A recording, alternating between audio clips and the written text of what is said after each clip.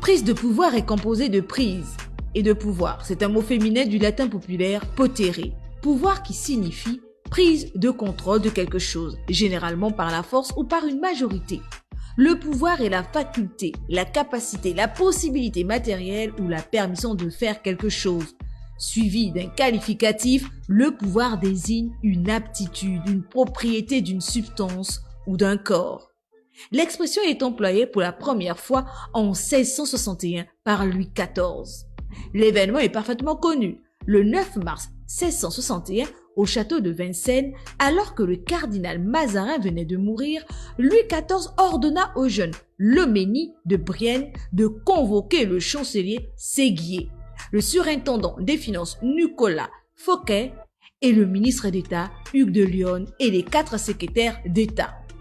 Le roi, par un discours majestueux et éclatant, leur annonça que désormais il prendrait lui-même les rênes du pouvoir. Ainsi commença le règne personnel de Louis XIV. Max Weber se penche sur la définition de prise de pouvoir.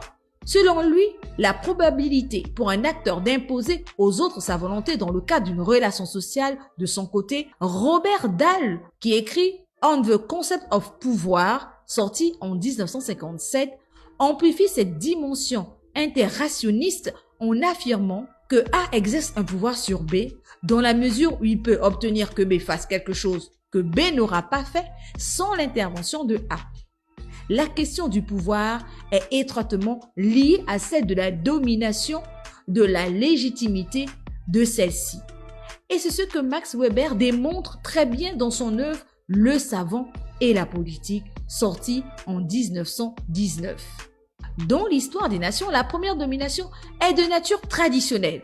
La légitimité de ce pouvoir repose sur la tradition. On obéit au chef ou au groupe dominant parce qu'il incarne les règles coutumières qui gouvernent la société. La deuxième domination ou domination charismatique s'appuie sur les qualités exceptionnelles d'un chef qui surgit souvent dans des périodes troubles de l'histoire. Par définition, la domination charismatique ne dure pas.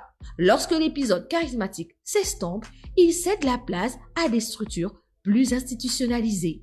Peut-on assurer de manière permanente la légitimité du pouvoir sans recourir à la domination et en conséquence finalement au déferlement?